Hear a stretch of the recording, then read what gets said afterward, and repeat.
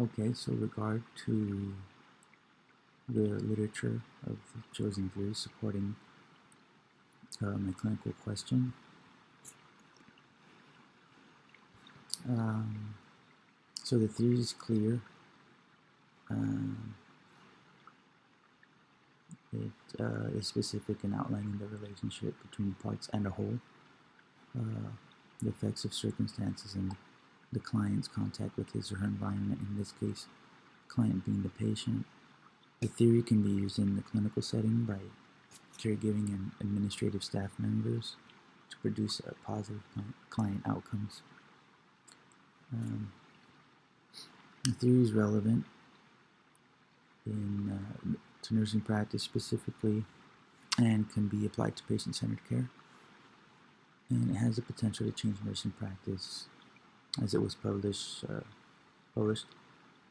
long ago, 50 years ago, that it's already been implemented and employed within patient care, and will continue to be relevant as practice changes in the future. So intervention strategy articles were Hendrick 2007.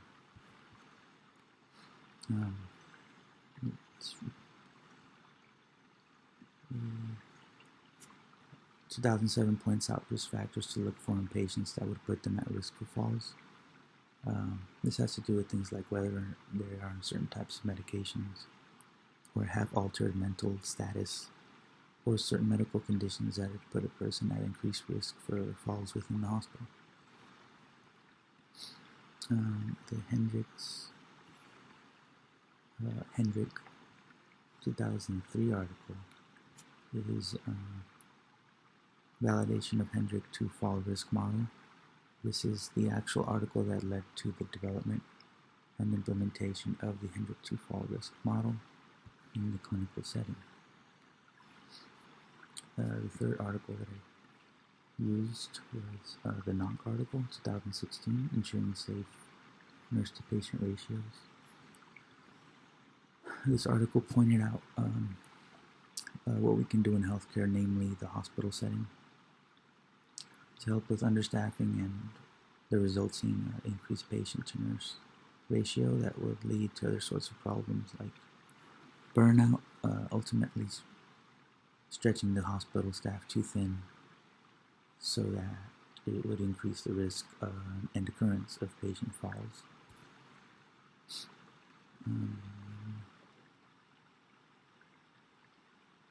So the linkages between the clinical question, problem, and theory and strategies would be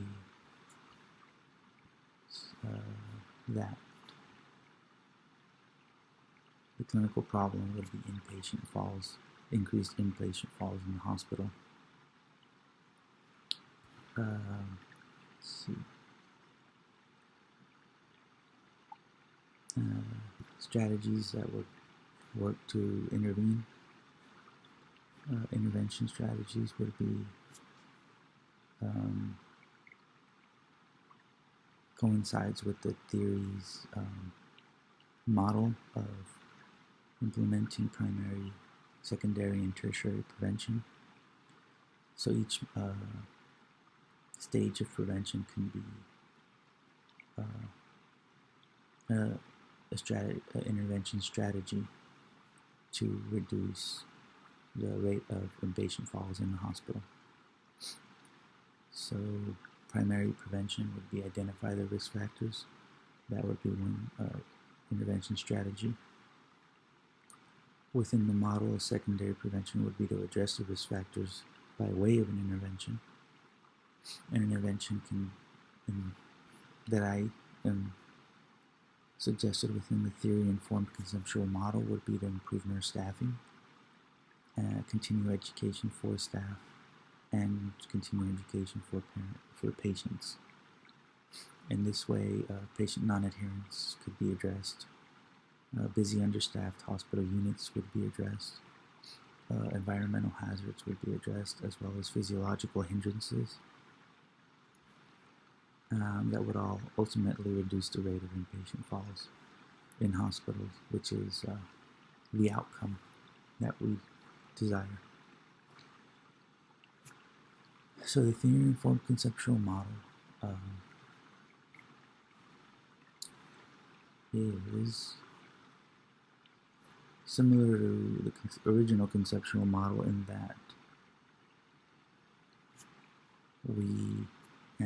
our initial concept map in which the center is the actual clinical problem, and the conceptual model addresses the outcome that we want to reach, which is reduced rate of inpatient falls. Clinical problem being increased inpatient falls in the hospital, and the intervention strategies within the theory-informed conceptual model would be placed at the center, and we would work out toward our interventions. So the interventions would work out toward our risk factors, rather. Interventions addressing out the risk factors, and those risk factors coming back once addressed to reduce the rate of inpatient falls. So our intervention branches out to address the risk factors, and those addressed risk factors would no longer be hindrances, and thus the rate of inpatient falls in hospital would be reduced. And that is how my conceptual, theory-informed conceptual map has been laid out.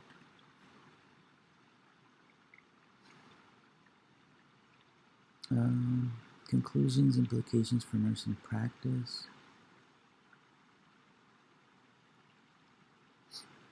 Appropriateness of the selected theory.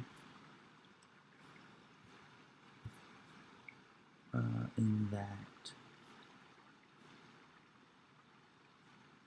the theory views the physiological, psychological, social-cultural, developmental, and spiritual response by the client, which is an open system, to environmental stressors.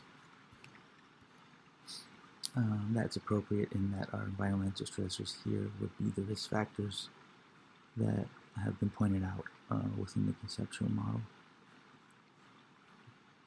Those being, as I mentioned before, patient non-adherence, understaffed or improperly staffed hospital units, environmental hazards, physiological hindrances, things that proper intervention by way of continued education to identify, allow the nurse and patient to identify these risk factors, be aware of them, and improve nurse staffing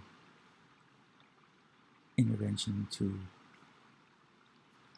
better allow and better promote the monitoring and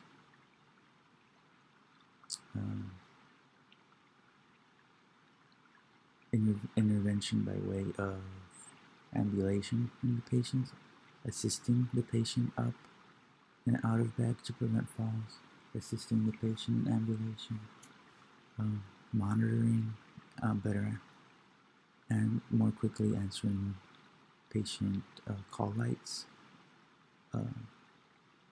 improve nurse staffing, would better improve covering each patient as if he should be on the floor, and better serving the patient, and greater attention to patients on the floor from nurses, so that they are not spread too thin or are fatigued and are not able to address or attend to patients that want to or need to ambulate and that are at greater risk of falls. And the theory can be used in the clinical setting by caregiving and administrative staff members to produce positive client outcomes, the client being the patient.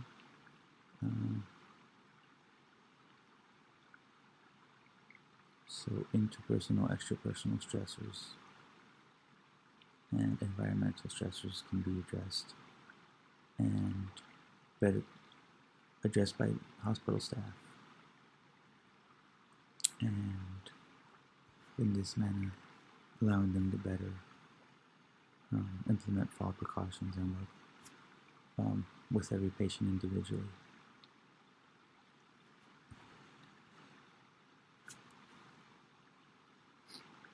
So the balance of the identified evidence. The identified evidence that I discovered supported my research evidence in that the author of 2 of the articles was the creator of the Hendrick Fall risk assessment. It would support my question and assumption and the intervention in that educating nurses and staff in healthcare on the models, why they were implemented, how they were the rationale behind the risk factors that are identified and what went into identifying the risk factors will better allow nurses to address those risk factors and think outside of the assessments as well, what the assessments may be lacking. The assessment only identifies or addresses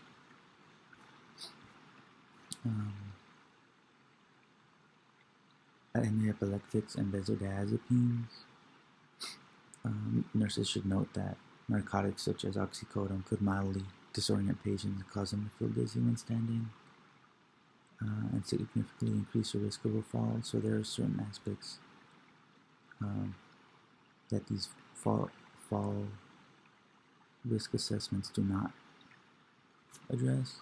Again, there also exists the Morse fall risk assessment. So just education on the resources available to nurses to mitigate the occurrences of patient falls. And the other article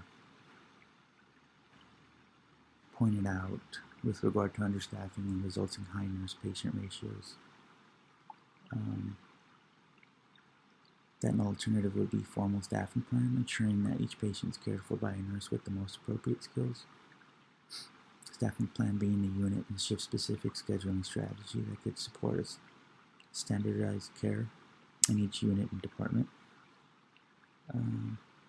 Nurses on the front lines would have the best insight into the delivery of care and the patient flow, so they can aid in creating a staffing plan. They can take into account unexpected events such as nurses calling in sick, having them float to another unit, increases in admissions. They can take note of scheduling issues and make suggestions for improved processes.